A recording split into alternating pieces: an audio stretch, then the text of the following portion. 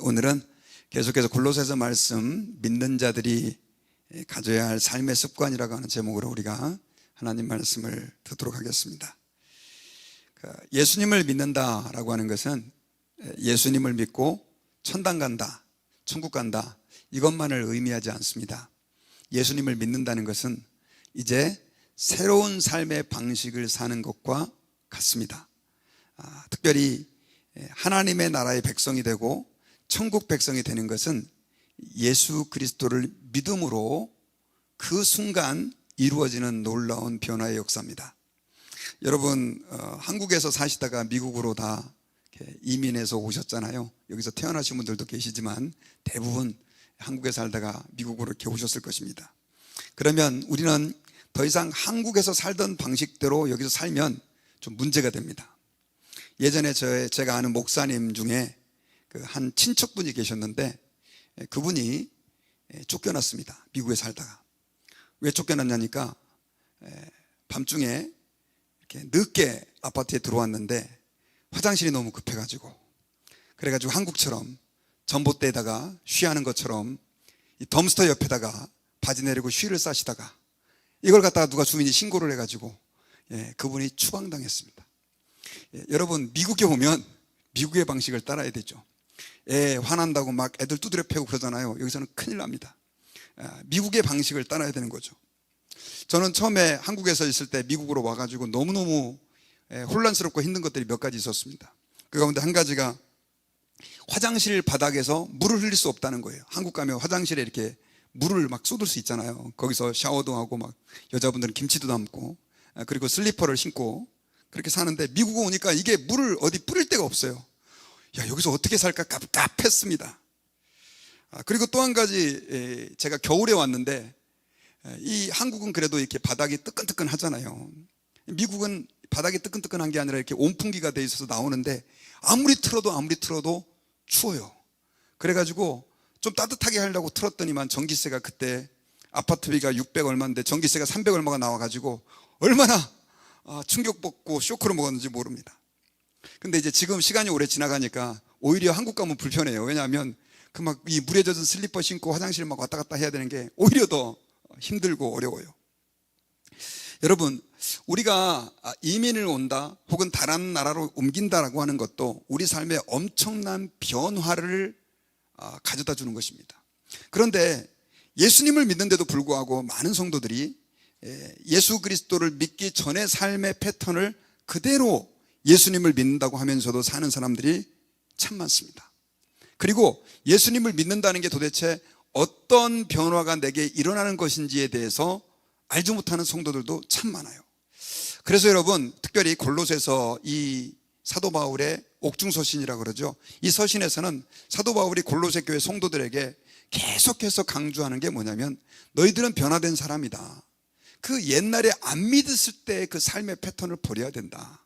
하나님 앞에서 믿는 자답게 살아야 된다. 이걸 계속해서 강조하고 있습니다. 특별히 여러분, 오늘 본문에서는 믿는 자가 도대체 그럼 어떻게 살아야 되는가 아주 구체적인 몇 가지를 이야기해 주고 있어요. 사실 그 전에는 우리 3장 1절부터 오늘 본문이 읽기 바로 이 6절까지는 우리가 예수 그리스도 안에서 구원을 받고 또 하나님 앞에서 거듭난 주의 백성이라고 한다면 우리는 이제 땅의 것을 찾지 말고 위의 것을 찾아야 된다. 제가 지난주에 여러분들과 함께 말씀을 위의 것을 찾으라라고 하는 제목으로 나눴는데요. 위의 것을 찾아야 된다라고 말씀하셨고, 그리고 땅에 있는 지체들을 죽여야 된다. 우리가 하나님 앞에서 구원받은 주의 백성, 예수 그리스도 안에서 거듭난 백성이라면 우리는 땅의 것을 죽여야 된다. 땅의 것이라고 하는 것은 음란, 부정, 사욕, 악한 정욕, 탐심, 이런 것들이다. 이런 것들은 하나님의 진노가 임하는 거니까 너희들은 이런 거 찾으면 안 된다라고 강조를 했고요. 오늘 본문에서도 그에 이어서 계속해서 우리 예수 믿는 사람들이 어떤 삶들을 살아야 되는지에 대한 구체적인 삶의 방식을 이야기해 주고 있습니다. 이것은 우리가 예수 그리스도를 믿을 때 이렇게 살면 하나님이 복을 주시고 이렇게 살면 하나님이 기뻐하신다라고 하는 차원도 있지만, 조금 더 강하게 말한다고 한다면 예수 믿는 사람들이라고 한다면 당연히 이렇게 살아야 된다라고 하는 것을 오늘 본문에서는 사도 바울이 강조하고 있는 거예요. 자, 그렇다고 한다면 예수님을 믿는 사람들이 당연히 변화된 삶을 살아야 할 삶의 행위들은 무엇이 있을까요? 오늘 본문에 보면 크게 한 6가지 정도를 얘기하고 있습니다. 그래서 짤막짤막하게 돼 있지만 우리가 말씀 속에서 정말 예수 그리스도를 믿는 사람들이 어떠한 삶의 방식으로 살아야 되는지를 우리가 본문을 하나씩 좀 살펴보면서 발견하기를 원합니다. 자, 여기 일일이 이 8절부터 보면 이것들이 기록이 되어 있는데요. 8절에 보면 이제는 너희가 이 모든 것을 벗어버리라 라고 말하면서 곧 분함과 노여움과 악의와 비방과 너희 입에 부끄러운 말이라, 그리고 9절에서는 거짓말을 하지 말아라 라고 하는 총 6가지를 이야기하고 있어요. 자, 특별히 성경에서는 우리가 알고 있기로 신약 성경에서는 은혜의 복음이라고 말하고 하나님의 사랑과 은혜를 많이 강조함에도 불구하고 이런 식으로 율법적인 부분들을 강조하는 이유는 뭐냐면 사실 은혜와 율법이라고 하는 것은 구분할 수 없는 거예요. 정말 우리가 하나님의 백성 또 하나님의 자녀가 되었다고 한다면, 은혜로 우리가 그 놀라운 특권과 축복을 얻게 됐다고 한다면 우리는 당연히 이제는 하나님의 자녀다웠게 살아야 되는 것이 성경에서 우리에게 강조하고 있는 중요한 교훈이라는 것입니다. 자, 그렇다고 한다면 그것이 어떤 것이냐? 첫째는 분노입니다. 자, 분노를 어떻게 하라고 말씀하고 있냐면 벗어버려라. 여러분, 예수 그리스도를 믿는 사람들에게도요 분노라는 게 존재합니다. 분노는 특별히 성경에서 2가지 단어가 나오는데요, 8절에 보면 분함과 노여움, 우리 한국말로는 분노라고 하는 단어가 있는데 성경에서는 이 2가지가 섞여서 나타날 때도 있고 이어서 나타날 때도 있고 구분돼서 나타날 때가 있어요.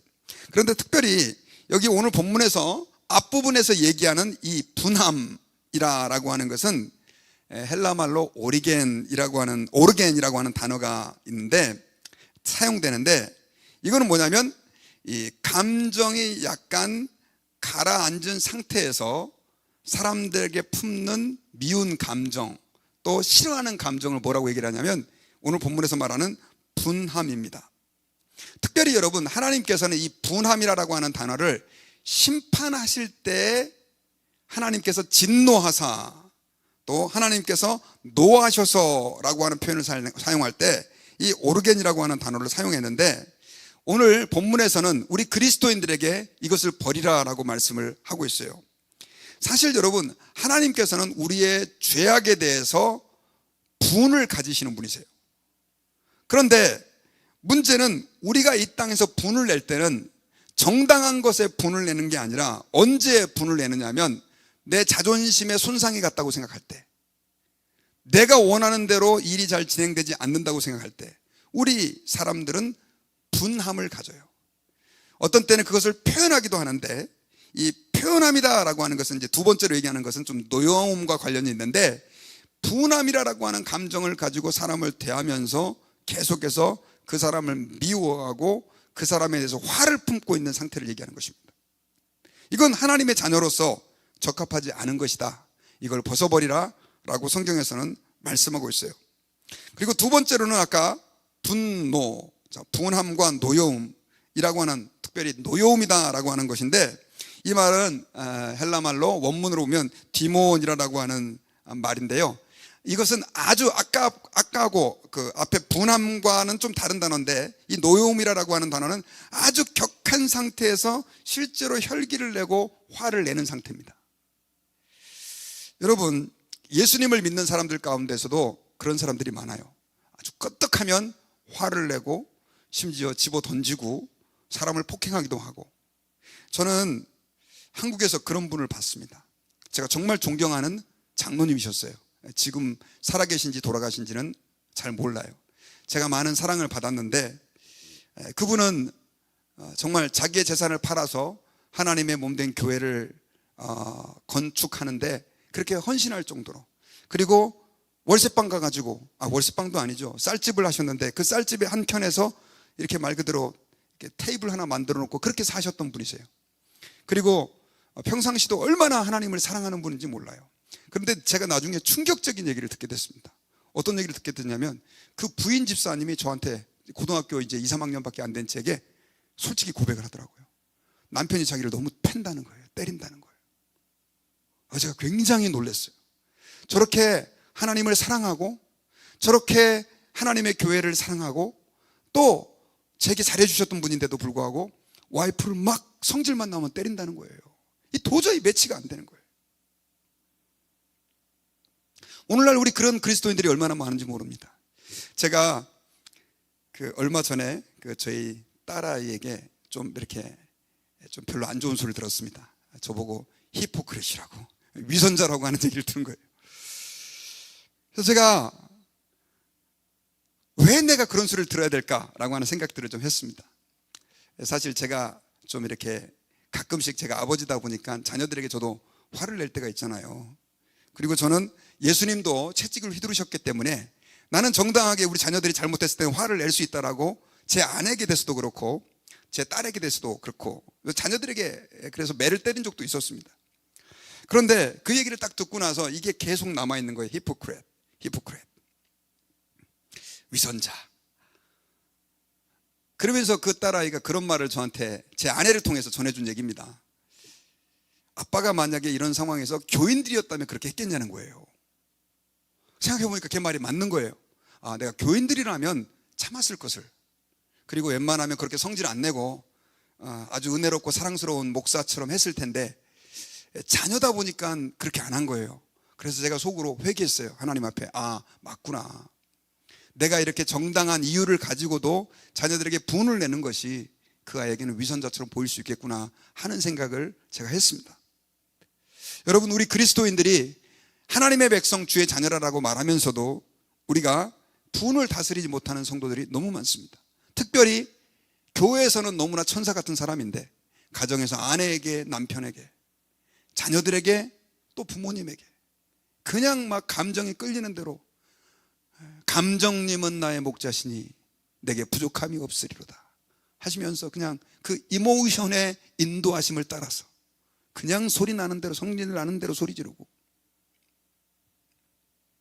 여러분, 노여움은 죄입니다. 저도 회개하겠습니다. 우리 같이 회개하십시다. 하나님 앞에서 우리 이런 거 잘 컨트롤해야 됩니다. 그리고 세 번째, 오늘 본문에서 얘기하고 있는 것이 뭐냐면 악의입니다. 악의라고 하는 단어는 원문으로 카키아라고 하는 단어가 사용됐는데 제가 이걸 원문으로 성경에서 어디서 사용됐나 쭉 봤더니 주로 죄 이런 걸로 많이 사용된 단어인데, 특별히 오늘 본문에서는 8절에서 악의라고 하는 단어로 번역을 한 것은 악한 의도라는 거예요. 이 말은 사실은 타인에게 해를 끼치고 싶은 악한 마음입니다. 자, 타인에게 뭔가 보복하고 싶은 분노가 가득 차 있는 마음을 악의라고 할 수 있는 거예요. 여러분, 우리 예수 믿는 사람들은 실제로 드러나는 행동과 말뿐 아니라 마음도 하나님 앞에서 잘 살필 줄 알아야 합니다. 자, 세상 사람들은 직접적으로 나쁘게 행동만 하지 않으면 괜찮다 이렇게 말을 합니다. 그러나 우리 예수 믿는 사람들은요, 내가 지금 내 마음에 무엇을 품고 있나 하는 것도 진지하게 살펴봐야 해요.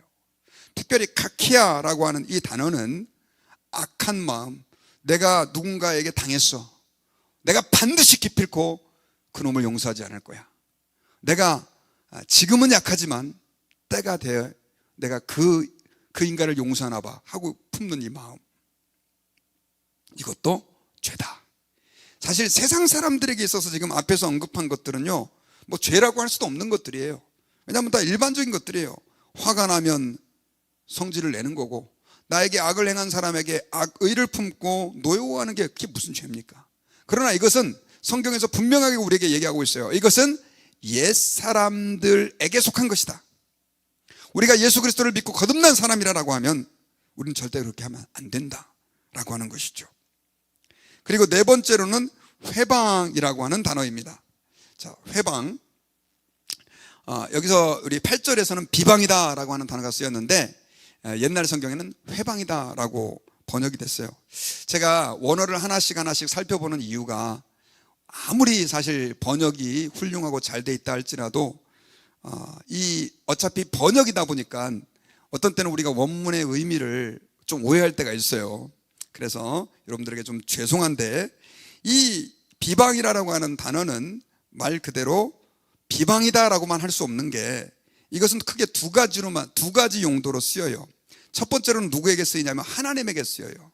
그래서 하나님에게 이 비방이다라고 하는 단어가 쓰이면 이것은 그 블라스페미안이라고 하는 단어로서 하나님 앞에서 엄청난 불경을 행하는 행동이 바로 뭐냐면 이 비방이라는 단어입니다. 그리고 사람에게도 이 말들이 쓰일 수 있는데, 이것은 사람들을 비방하고 험담하는 걸 얘기하는 거예요. 자, 우리 예수님을 믿는 사람들은 아마 직접적으로 하나님을 욕하거나 또 하나님에게 대하여 뭐 나쁜 말을 한다던가 그런 말 하지 않습니다. 뭐 대부분. 그런데 많은 사람들이 예수님을 믿는다고 하면서도 비방이나 욕설 혹은 험담은 우리 사람으로서 자연스러운 반응이라고 생각하고, 예수님을 믿는 사람들조차도 이것에 대해서 죄책감을 느끼지 않는 사람이 너무 많습니다. 우리 한국, 아까 제가 우리 한국에 계시던 분들과 미국 와서 사는 사람들과의 문화 차이를 좀 말씀드렸잖아요. 삶의 방식의 차이. 근데 그 가운데 또 한 가지 큰 차이가 있는데, 그게 뭐냐면 우리 한국 사람들은 소위 말하는 뒷담화를 너무 좋아합니다. 제가 보니까 저를 포함해서 저도 회개합니다. 뒷담화 엄청 많이 했거든요. 그런데 제가 신앙생활을 더 깊이 하면서 할수록 느끼는 게 뭐냐면, 하나님은 남들을 뒤에서 험담하는 것을 아주 싫어하신다는 것을 깨닫게 됐습니다. 특별히 여러분, 우리 한국과 미국의 문화 차이 제가 얘기했는데, 우리 한국 사람들은 그래서 두 사람이, 세 사람이 모였다 하면 자리에 없는 사람을 욕을 합니다. 그리고 그 욕을 하다 보면 밤을 새도록 얘기를 해도 시간 가는 줄 모르고 즐겁게 아주 욕을 합니다. 그래서 여러분 그런 얘기 있잖아요. 친구들이 오랜만에 딱 만나가지고 한 4명이 5명이 즐겁게 얘기를 하다가 한 사람이 화장실이 가고 싶은데 화장실을 못 간다 그러잖아요. 왜 그런지 아세요? 자기 욕할까 봐. 여러분, 오늘날 1.5세 우리 아이들, 또 2세 아이들에게 제가 직접 들은 얘기입니다. 한국교회의 제일 큰 문제점이 너네는 뭐 같으냐라고 물었을 때 많은 아이들이 한국교회는 뒷담화가 너무 많다는 거예요. 그리고 더 문제는 그렇게 남을 험담하고 비방하면서도 전혀 그거에 대한 죄책감을 못 느낀다는 거예요. 여러분, 왜냐하면 이 아이들은 이미 이 미국의 컬처 안에서 이 비방과 뒷담화, 가십이라고 그러죠. 이게 엄청나게 나쁘다는 걸 배웠는데, 부모님은 여기서 그냥 계속 목사님 욕하죠, 장로님 욕하죠, 또 권사님 욕하죠, 집사님 욕하죠. 계속해서 밥 먹을 때 그런 얘기를 하니까 자녀들이 어떻게 되겠어요? 부모님에 대해서 존경하지 못한 거죠. 뭐 저도 여러분 뭐 그 가운데 한 사람이라고 표현할 수 있지만, 우리가 특별히 우리 한국 사람들이 이 비방이라고 하는 옛사람의 이 방식 좀 우리가 진지하게 고민하고 하나님 앞에서 버려야 합니다. 그리고 이 비방이라고 하는 단어는 조금 더 진전해서 욕설이라든가 이런 나쁜 말, 그런 것들로도 번역이 될 수가 있어요. 우리 예수 믿는 사람들은 말을 되게 조심해야 됩니다. 제가 요즘에 새벽에서도, 새벽기도 때도 계속해서 강조를 하는데, 내가 정말 하나님 아버지 앞에서 어떤 말을 하고 있느냐라고 하는 것은 내 신앙생활에 있어서 굉장히 중요한 경건의 삶의 훈련입니다. 여러분, 저는 뭐 여러분들도 마찬가지일 거예요. 누군가 처음 만나는 사람 딱 만났어요. 5분만 만나서 얘기해보면 저 사람이 어떤 사람인지 대충 알아요. 왜냐하면 우리 인간들은, 사람들은 내가 말하는 방식을 잘 못 바꾸거든요. 여러분, 그러나 오늘 성경에서 하나님께서는 바울을 통해서 골로새 교회에게 엄하게 얘기합니다. 이런 것들은 옛사람의 방식이다. 그 모든 것들을 너희들은 벗어버려야 된다. 너희 이렇게 살면 안 된다 라고 이야기하고 있는 거죠. 그리고 5번째로는 부끄러운 말입니다. 우리 8절 뒷부분에 보면 부끄러운 말을 하지 말아라. 부끄러운 말이다라고 하는 단어도 우리가 한국말로는 조금 이해하기가 쉽지 않은 단어인데, 이것은 음담패설을 얘기하는 거예요. 음담패설. 제가 지금도 기억나는 게, 저는 어렸을 때 교회를 안 다녔기 때문에 안 믿는 친구들하고 좀 많이 놀았습니다. 그럼 중학교 때부터 지금도 기억나는 게, 얼마나 음담패설들을 많이 하고 놀았는지. 아마 여자아이들은 그렇게 안 놀았을지 모르겠어요. 그런데 남자들은 하여간 그 음담패설, 나쁜 얘기 있잖아요. 아주 성적인 얘기, 사람들을 아주 그렇게 멸시하면서 막 그게 즐기는 이야기들. 그런데 골로새 교회 성도들에게도 이런 것들이 있었던 거예요. 왜 그들에게 있을 수밖에 없었느냐? 골로새 교회는 아시다시피 이방 교회입니다. 이방 지역에, 로마의 그 지역에 세워진 교회다 보니까 그 사람들이 예수 그리스도를 믿어도 여전히 이런 디테일한 삶의 방식에 있어서는 옛날 방식대로 따라가는 거죠. 하나님께 나와서 예배를 드리고 성경을 읽고 기도를 한다고 했지만 그들은 여전히 그런 방식대로 살아갔던 것입니다. 그리고 여섯 번째로는 뭘 얘기하고 있냐면 거짓말입니다. 슈도마에이라고 하는 단어인데 이것은 아까 말씀드렸던 것처럼 위선이죠. 여러분, 저는 여러분들에게 한번 여쭤보겠습니다. 거짓말이 나쁜 겁니까? 아까 우리 한국 사람과 미국 사람의 차이를 얘기하면서도 또 특별히 이거는 이제 선진국과 후진국의 차이에서도 아주 극명하게 나타나는데요. 후진국일수록 거짓말에 대한 죄책감이 없습니다. 그래서 제가 이번에 네팔 가신 서정수 목사님하고도 얘기를 했지만, 가서 선교지에 뭐 목사님들이 교회를 짓는다 그래갖고 돈을 주면 그 개인이 다 뒷주머니 다 챙기고 목사님한테 거짓말하고 그런 일들이 너무 많이 있대요. 그래서 이번에 제가 만난 그 멕시코에 선교로 가는 목사님 한 분도 자기가 지금 다른 목사님이 지금 선교지에다가 교회를 지으려고 거기에 지금 돈을 줘서 교회를 짓게 하려고 그런다 그랬더니 그 선교를 오래 하신 목사님 절대 그렇게 하지 말라고, 절대 그렇게 하시면 큰일 납니다. 떼먹고 다 도망갑니다. 물건을 사주셔야 되고 레이버만 주셔야 됩니다. 이런 얘기를 하는데 그 사람들이 안 믿는 사람들이 아니고 목사들이에요. 그런데 뭐 우리나라를 사실 얘기해서 좀 죄송하지만 우리나라도 불과 몇십 년 전에 그런 사람들이 너무 많이 있었어요. 교회 안에 거짓말은 소위 말해서 유들이다, 유들이 있다라고 하는 단어로 그냥 처세술이 능한 사람인 것처럼, 그래서 거짓말을 얼마만큼 안 들키게 잘 하느냐라고 하는 것이 그 사람이 처세술이 뛰어난 사람인 것처럼 인식되는, 요즘은 좀 덜하죠, 옛날보다는. 그런 생각들을 가지고 있는 사람들이 너무 많았습니다. 여러분, 우리는 10계명의 8계명에서 하나님께서 거짓말에 대해서 언급하셨다는 사실을 기억해야 합니다. 내 이웃에 대하여 거짓 증거를 하지 말아라. 왜 그러느냐? 하나님께서 이 거짓이다라고 하는 것을 우리가 생각하는 것보다 훨씬 더 혐오하시기 때문에 그래요. 여러분, 우리 인간이 아담과 하와가 선악과를 따먹고 결국 하나님의 약속과 명령을 거절하고 타락한 그 과정에 사탄의 거짓말이 있었다는 거 여러분 아시죠? 사탄이 거짓말했잖아요. 선악과를 따먹기 전에 이 하와가 그걸 쳐다보고 있으니까 네가 이걸 따먹으면 눈이 밝아져서 누구처럼 되리라? 하나님처럼 되리라. 아니, 어떻게 피조물이 하나님처럼 됩니까? 말도 안 되는 얘기예요. 그런데 하와는 그걸 따먹고 아담에게도 줘서 먹게 함으로 인해서 우리 인류는 다 하나님 아버지 앞에서 타락한 존재가 되어버렸어요. 그래서 여러분, 거짓이다라고 하는 것은 하나님에게는 거짓 자체가 없어요. 거짓은 누구에게 속한 거냐? 마귀에게 속한 거예요. 그런데 우리 예수 믿는 사람들이 필요하다고 그래가지고 가끔씩 마귀의 도움을 구해서 거짓말을 한다. 이게 예수 믿는 사람으로서는 맞지 않다는 것입니다.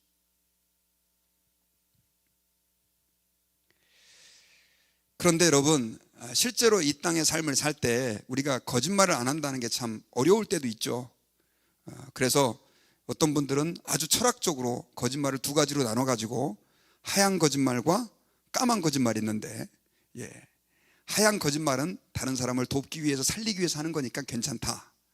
검은 거짓말은 이건 마귀에게 속한 거니까 안 된다. 근데 성경에 여러분 하얀 거짓말과 검은 거짓말이 나오나요? 제가 성경을 좀 오랜 동안 봤는데 나오지 않습니다. 사실 우리가 정말 어쩔 수 없이 하얀 거짓말을 해야 될 때가 있다고 생각해요. 정말 어떤 사람을 살려야 될 때. 그런데 그런 상황이라 할지라도 우리는 거짓말을 피해야 해요. 예전에 여러분, 저는 어렸을 때 어떤 목사님에게 그런 얘기를 들은 적이 있었습니다. 6.25 전쟁 때 어떤 그 성도가 이 공산군에게 잡혀가지고 죽을 위기에 있었는데 도망을 나왔어요. 도망을 나와가지고 그 교회에 어떻든 그 성도의 집으로 숨어 들어간 겁니다. 그런데 얼마 뒤에 그 집에 공산군이 쫓아온 거예요. 혹시 이 집에 그 누구누구 아무개 어떤 남자 숨어 들어오지 않느냐고. 자, 제가 여러분들에게 여쭤볼게요. 거짓말을 해야 됩니까? 진짜를 얘기해야 됩니까? 교회니까 대답 안 하시죠. 뭐 그 상황에 당연히 거짓말을 해야죠. 그런데 그분은 하나님을 신실하게 섬기는 사람이었었어요. 거짓말하면 안 된다고 생각했어요. 그건 옛사람에 속한 거라고. 그래가지고 그분이 이렇게 주머니에 손을 넣으면서 여기 없어요, 그렇게 얘기를 했대요. 참 어려운 얘기인데 사실 하얀 거짓말을 한 거죠. 그런데 그분은 하얀 거짓말을 한 게 아니라 이 주머니에 없다, 이거를 그렇게 간접적으로 표현을 해서 했다는 거예요. 저는 그 얘기를 들으면서 이 사람이 거짓말을 안 하기 위해서 얼마만큼 고민을 했는가라고 하는 그 마음을 이해할 수 있었어요. 우리는 여러분 너무 쉽게 거짓말을 합니다.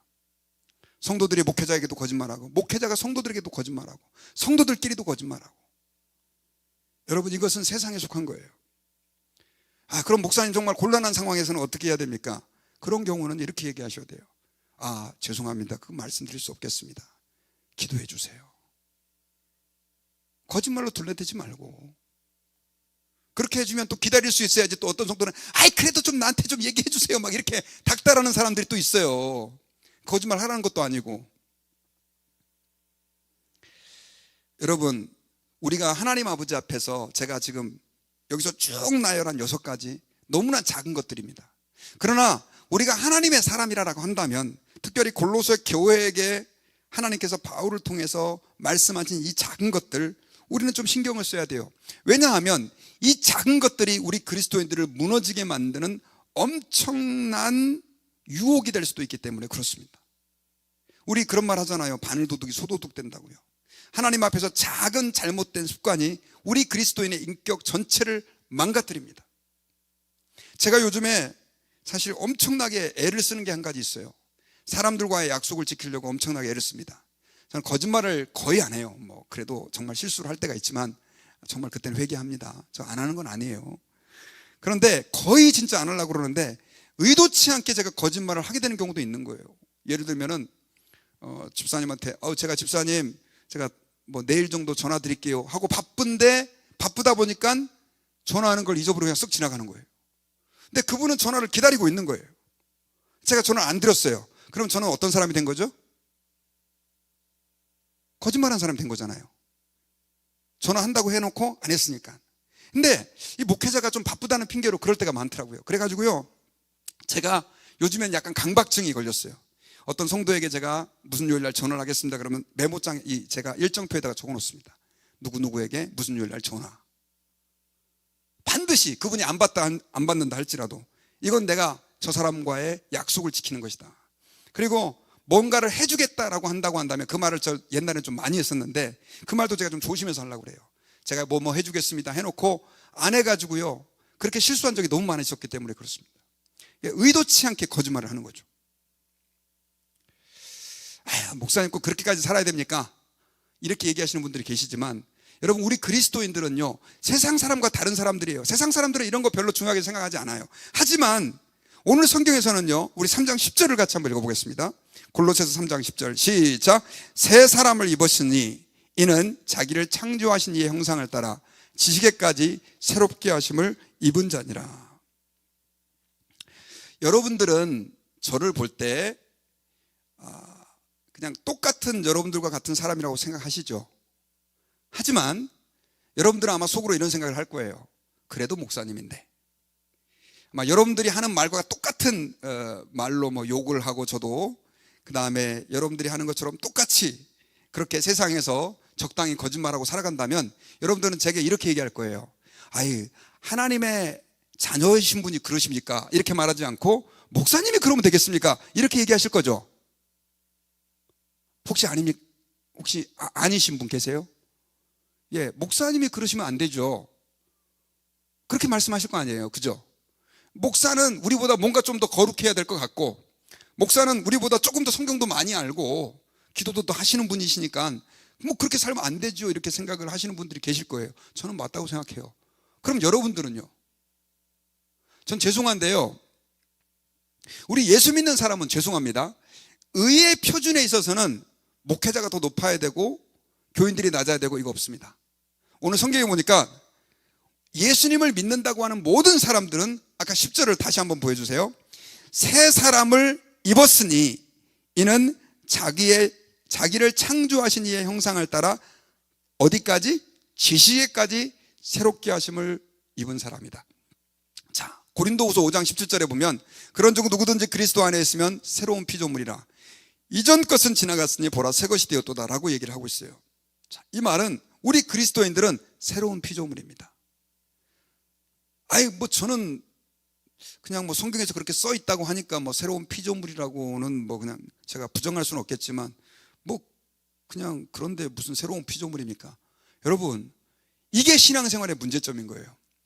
여러분, 우리가 예수 그리스도를 믿었잖아요. 예수님을 내가 구세주로 영접을 했으면 예수 그리스도의 그 보혈의 피가 우리를 머리끝부터 발끝까지 완전하게 깨끗게 해주신 줄을 믿으시기 바랍니다.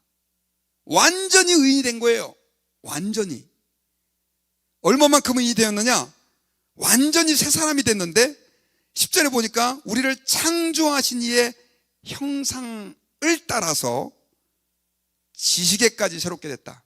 이 말은 우리의 모든 생각과 관념까지도 우리는 이제 새로운 존재, 새로운 피조물이 되었다는 거예요. 자, 새로운 피조물이 된 우리가 새로운 피조물답게 살아야 되는데 그렇지 않다. 이거는 사실 말도 안 되는 겁니다. 여러분, 그런 거 한번 느껴보셨습니까? 저는 자주 느껴요.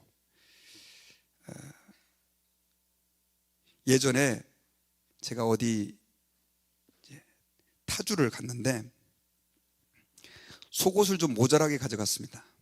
저는 매일 샤워를 하고 속옷을 갈아입는데 샤워를 했는데 갈아입을 속옷이 없어요. 어떻게 해야 되죠? 안 입을 수는 없잖아요. 그래서 아까 낮에 입었던 속옷을 다시 입었습니다. 느낌이 어땠을까요? 엄청 찝찝한 거예요. 아니, 불과 1시간 전까지 입었던 속옷인데 다시 입는데 왜 이렇게 찝찝해요? 속옷이 변했습니까, 여러분? 속옷은 그대로예요. 근데 뭐가 달라졌죠? 때가 달라진 거예요. 샤워 가가지고 한 10분 머리 감고 저 찝찝해서 죽는 줄 알았습니다. 근데 어떻게 해요? 벗을 수는 없고 안 입고 다닐 수는 없고. 그때 여러분, 제가 굉장히 중요한 거 한 가지를 깨달았어요. 너무 상상하지 마십시오. 그냥 거기서 끝내주세요. 그 다음에 어떻게 됐느냐 이렇게 물어보지 마시고. 자, 우리는 예수 그리스도 안에서 새로운 피조물이 된 것을 믿으시면 아멘 하십시오. 근데 성경에 보니까 대충 한 샤워 10분 정도로 하는 그런 정도의 클린징, 깨끗함이 아니라, 여러분 찜질방 가보셨잖아요. 돈 아까워가지고 한 10몇 시간 푹 찜질방에 담그고 뜨거운 물에 들어갔다가 나왔다가 또 닦고 샤워하고, 하여튼 그런 것처럼 완전히 주님께서는 우리 지식에까지 우리를 새로운 피조물이 되게 해주신 거예요. 우리는 완전히 새로운 피조물이 되었고 완전히 깨끗한 존재가 되었다는 것을 여러분 믿으시기를 바랍니다. 근데 아까 여기에 또 말했던 것처럼 한 번씩 조금 상황이 여의치 않으면 거짓말하고 또 성질내고 또 누군가 나에게 좀 나쁜 짓 하면 이를 갈면서 회싸면서 그러고 사람들 이간질하고 뒷담화하고. 자, 여러분들에게 여쭤볼게요. 그게 부끄러운 일입니까? 아닙니까? 부끄러운 일이죠. 그런데 어떤 분들은 샤워하고도 그 전에 입었던 속옷을 또 입으라 그러면 엄청 찝찝해하면서 예수님을 믿었다고 하는 사람이 이런 것들을 아무 생각 없이 그냥 하는 거예요. 부끄러운 일입니다, 여러분. 찝찝한 일이죠. 특별히 여러분, 오늘 성경에서 재밌는 표현이 나와요. 그게 바로 뭐냐면 우리 8절에 보면요, 앞부분에 너희가 이 모든 것을 어떻게 해버리라? 벗어버리라. 자, 성경에서 우리가 행하는 이런 어떤 행동들 있잖아요. 선행이라든가 또 거짓말, 악행, 나쁜 것들, 이런 것들을 입는 옷에 비유를 한 거죠. 우리가 새로운 피조물이 됐다고 한다면 우리는 그에 걸맞는 옷을 입어야 되는데 그 옛날 거 입고 있지 말라는 거예요. 그거 어떻게 해라? 벗어 던져버리라는 거예요. 여러분, 하나님 아버지 앞에서 저와 여러분들이 그런 존재임을 믿으셨으면 좋겠습니다. 제가 이 얘기만 하고 말씀을 마치려고 그래요. 여러분들 다 아시는 이야기일 수도 있습니다. 저는 어렸을 때 미운 오리 새끼라고 하는 이야기를 듣고 엄청나게 제가 은혜를 받았습니다. 예수님을 잘 안 믿을 때. 그 미운 오리 새끼 이야기 아시잖아요. 병아리 사이에 다른 병아리들은 다 노랗고 털도 복슬복슬한데 아주 되게 못생긴 죄송합니다. 병아리가 아니라 오리 새끼가 한 마리 있었는데 얘가 색깔도 약간 검은접접하고 그러니까 이 다른 친구들이 다 놀리거든요. 그리고 나중에는 얘가 가출을 해요. 도저히 여기서 못 살겠다 그래가지고. 그런데 나중에 보니까 어느 한 호수에서 너무나 아름다운 백조를 이렇게 수영을 하고 있는 백조를 바라보게 되죠. 그러면서 이야 정말 예쁘다 아름답다 라고 생각했는데 나중에 1년이 지나고 나서 보니까 자기가 뭐였더라? 백조였더라. 여러분, 저와 여러분들은요 지금 이 세상에서 살고 있어서 세상 사람들과 뒤엉켜 있어서 뭐 그놈이나 나나 또 교회 다니고 있고 보니까 또 외적으로 볼 때는 별거 아닌 것처럼 보일지 모르겠지만 저와 여러분들은 하나님 앞에 새로운 피조물 된 백조임을 믿으시기를 바랍니다. 믿으셔야 돼요. 그래서 우리는 우아하게 살아야 돼요. 기죽지 말고 하나님 앞에서 당당하게. 우리 한번 다 같이 옆에 있는 분들, 앞에 있는 분들에게 당신은 백조입니다.